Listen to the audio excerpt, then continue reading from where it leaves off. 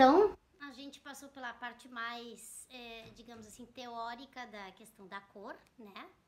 E agora vamos passar para a parte prática e entender isso na prática, essa questão do pigmento, tá? Só para conferir, ou para quem está assistindo pela primeira vez esse vídeo, certo? Eu sou Dioneia de Macedo, arte educadora da Escola de Artes Criamundos, e o nosso propósito de vida é entregar um universo de arte para você.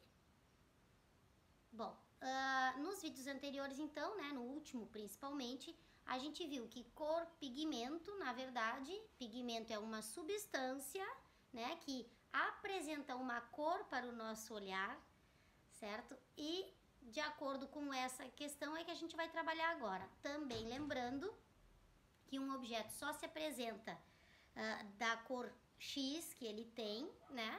Porque ele absorve as outras cores que vêm com a luz e reflete ela para o nosso olhar, tá? Esses são os conceitos básicos. Então vamos lá à questão da prática com a cor pigmento.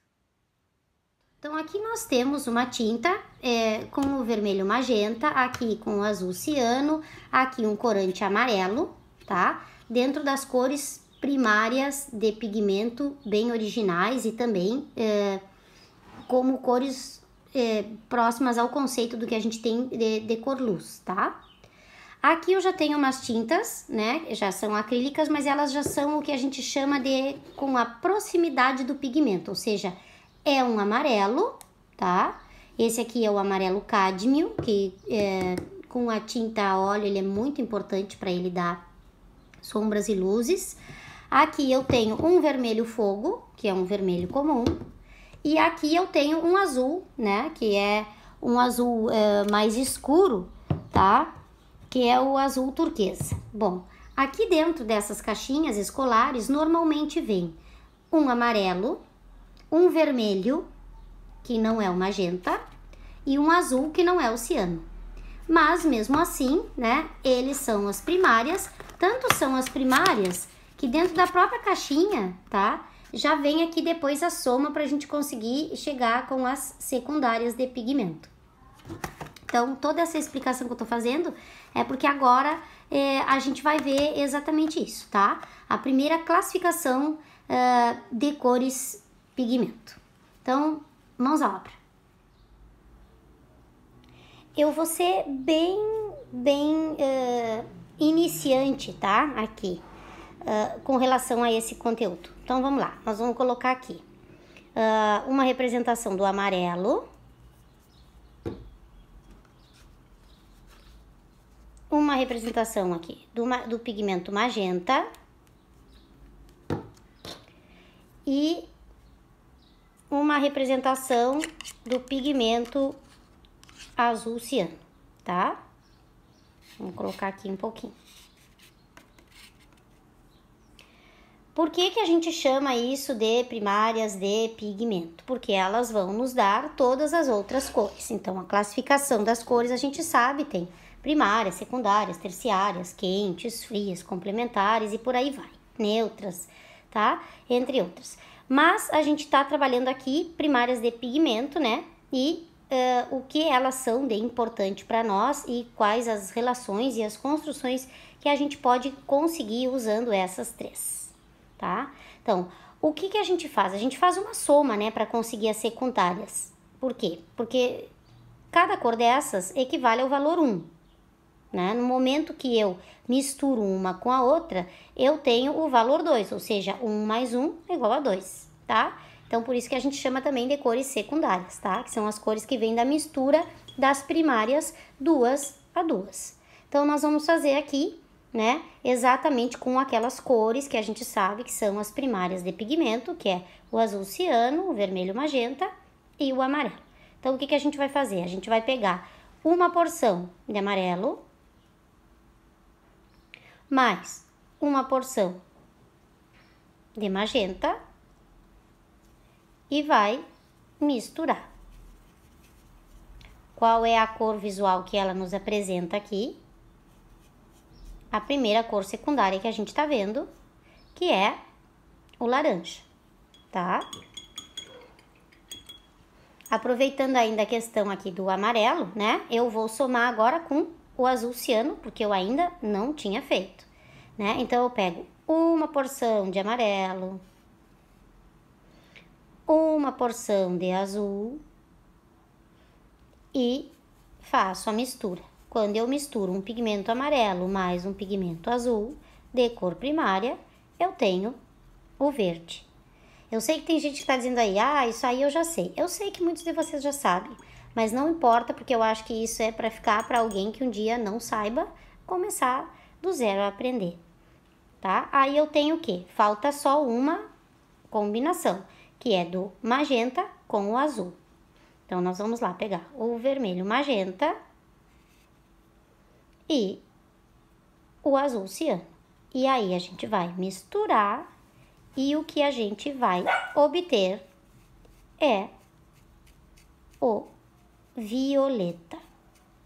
Agora, eu quero que vocês prestem bem atenção nessas cores, porque agora eu vou colocar os pigmentos de cor primária, que são relativos a esses aqui originais, tá? E a gente vai fazer as mesmas combinações. E aí, a gente vai ter uma outra conversa. Vamos lá.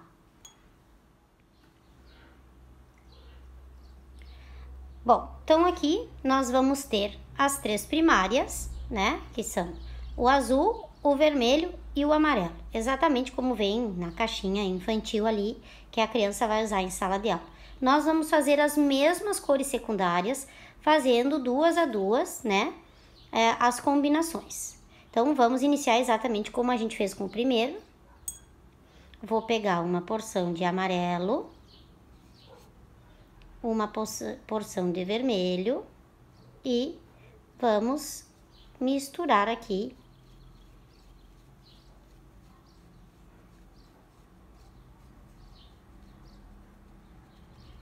e conseguimos o laranja. Dá para perceber, né, que os laranjas são muito próximos. E eu não estou lidando com a cor original, que é o vermelho magenta, né? E o amarelo também não é o amarelo só amarelo, é o amarelo cádmio. Então, quer dizer que isso, na mistura das cores secundárias, vai fazer dentro da escola, tá? A gente não tá falando de obra de arte, de pintura, de sombra, assim, mais técnica, pouca diferença, tá? E a gente consegue fazer com que a criança entenda o que é cor pigmento, o que é o laranja e de que ele é formado. Agora, nós vamos fazer, então, o verde, tá? Vamos pegar aqui uma porção do amarelo e uma porção do azul. E aqui nós vamos fazer a mistura que nem a gente fez ali o outro.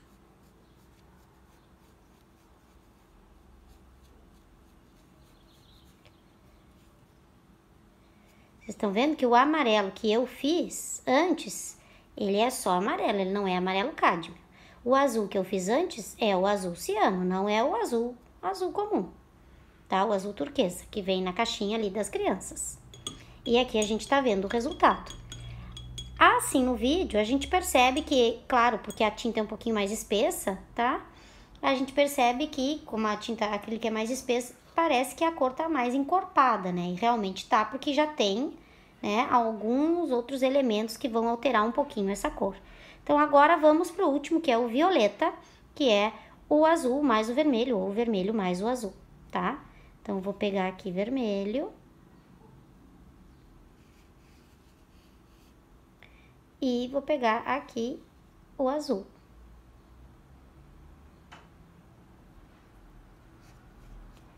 E aí, eu vou misturar.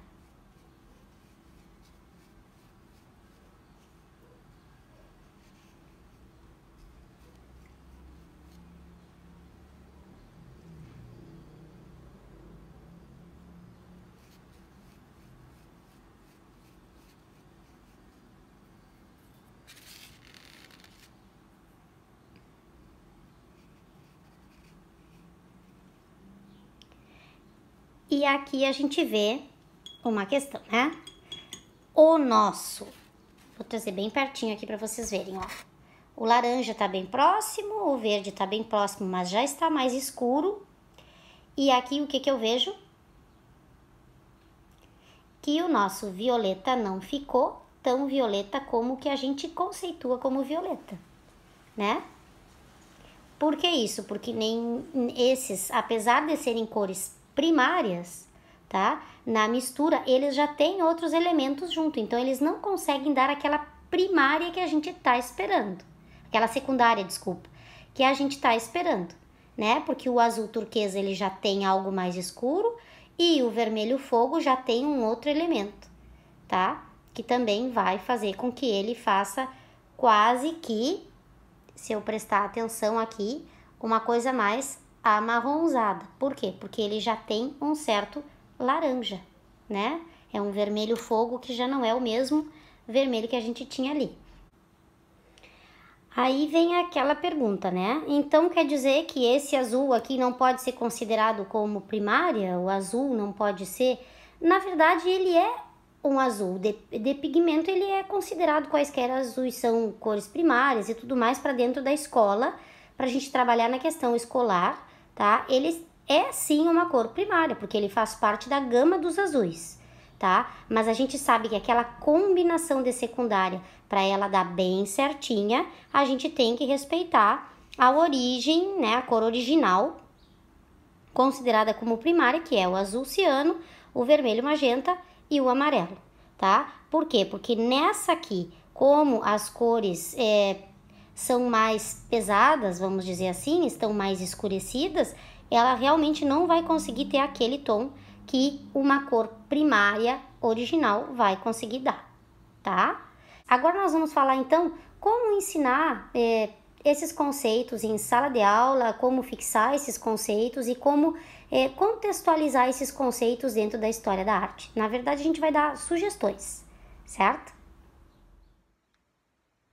No primeiro vídeo sobre pigmento, eu já falei que a gente pode começar a observar o ambiente, né? E dentro do ambiente a gente vai ver que a gente já encontra as cores primárias.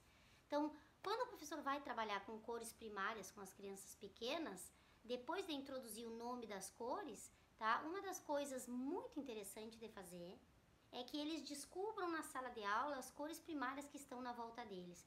Desde o estojo, dos lápis que tem no estojo, desde as paredes da escola, sair para caminhar, olhar no pátio, se no pátio tem algum jardim, olhar nas flores, perceber as cores, porque aí o que vai acontecer? Vão aparecer cores no ambiente que não são primárias.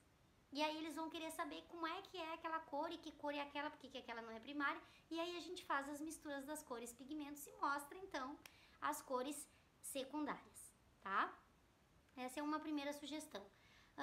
Uma segunda sugestão que eu digo que a gente não esquece jamais, tá? É a música meio absurda, vamos ser sinceros, que essa música é completamente absurda, tá? Mas ela faz parte da infância de todo mundo, as escolas trabalham e ela é interessante enquanto ritmo, enquanto pedagogia, enquanto identificação com esse folclore que é a Páscoa, né? E o coelhinho da Páscoa, né? Então, levando em consideração a musiquinha do coelhinho, da Páscoa, que trazes para mim, a gente vê que ali nessa música já está inserida as três cores primárias, né? Porque quando fala no ovo, né, diz assim,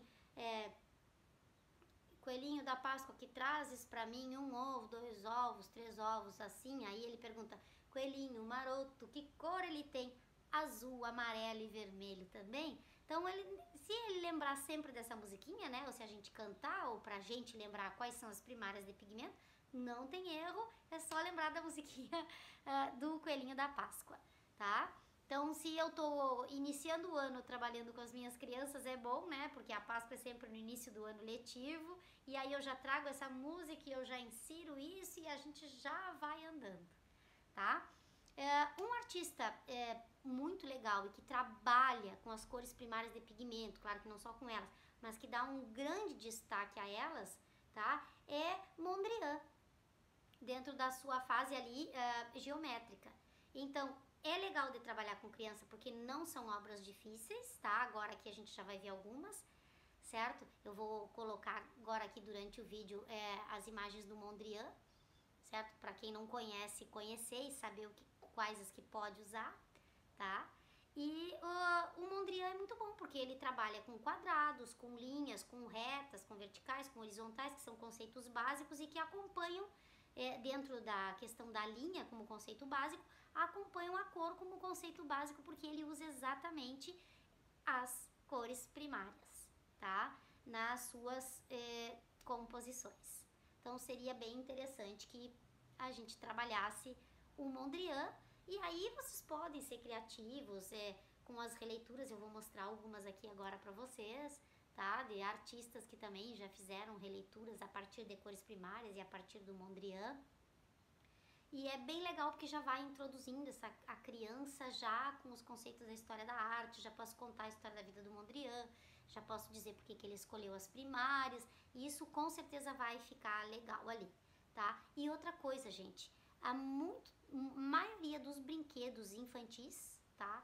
Eles vêm com cores primárias, certo? Então, blocos lógicos eu posso introduzir com cores primárias, Lego, tá? Várias coisas vêm com as cores primárias para as crianças. Então, trazer brinquedos que têm cores primárias e a gente vai reforçando esse conceito de cores primárias de pigmento, tá? Já se a gente vai trabalhar com adolescentes, para esse vídeo não ficar muito grande, tá? As sugestões de técnicas a gente vai dar depois, e principalmente porque as sugestões de técnicas para adolescentes nós vamos interdisciplinarizar com química, certo? Nós vamos fazer umas experiências mirabolantes aí, certo? Espero que tenham gostado, que tenha ficado claro, e um abraço para todos, e mais uma vez eu vou repetir. O que a Criamundos quer é levar um universo de arte para você.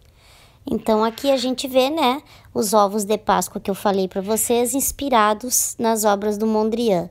Aqui a gente tem uma dança inspirada em Mondrian e Kandinsky, que também trabalha com as primárias. Aqui uma obra do Mondrian, aí aqui outras obras do Mondrian também.